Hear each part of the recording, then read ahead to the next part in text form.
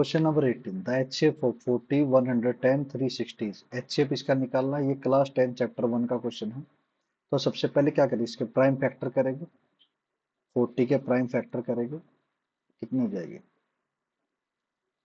20, 2 10 जा 20, 2 5 जा 10, 5 1 जा 5। क्लियर है। फिर आप 110 के प्राइम फैक्टर करेंगे तो आपके पास कितना आ जाएगा 2 5 जा 10, 2 5 जा 10, 5 1 जा 1, 5 1 जा 1, 11 1 जा 11। क्लियर है। फिर आप 360 के फैक्टर करेंगे, प्राइम फैक्टर आप करेंगे तो आपके पास कितना आ जाएगा 2 से, 2 1 जा 2, 2 8 जा 16 0, 2 9 जा 18, 2 4 जा 8, 2 5 जा 10।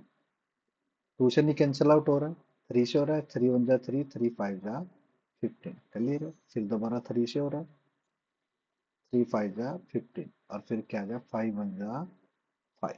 क्लियर है। तो आप देखो फैक्टर ऑफ 40, फैक्टर ऑफ 40 कितना आया, 2 कितनी बार है, 2 आपका 1 2 3 3 टाइम्स है, तो हम क्या लिख देंगे 2 की पावर 3 इंटू में 5।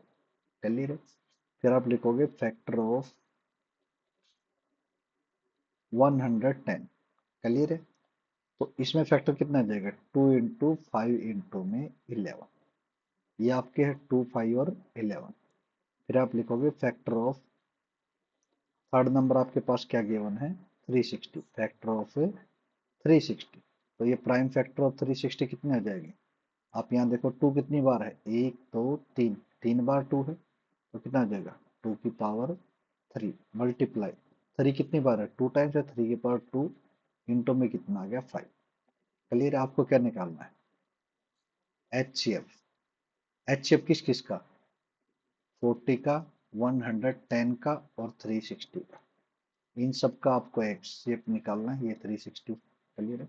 इन सब का एचसीएफ निकालना था। एचसीएफ में क्या है, जो सबसे कम बार आया है तो इसमें देखो, इसमें 2 3 टाइम्स है, इसमें ए 1 टाइम्स है, इसमें 3 टाइम्स है, तो आप कितनी बार लिखोगे, जो सबसे कम बार आया तो 1 टाइम्स लिखोगे। क्लियर है।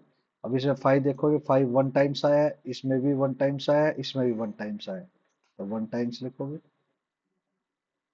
क्लियर है।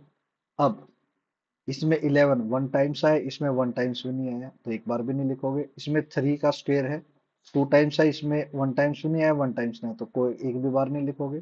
तो आपके पास ये आंसर हो गया। तो 2 इंटू 5 आपके पास 10 क्या हो गया, आपका आंसर हो गया। तो answer D is your correct answer.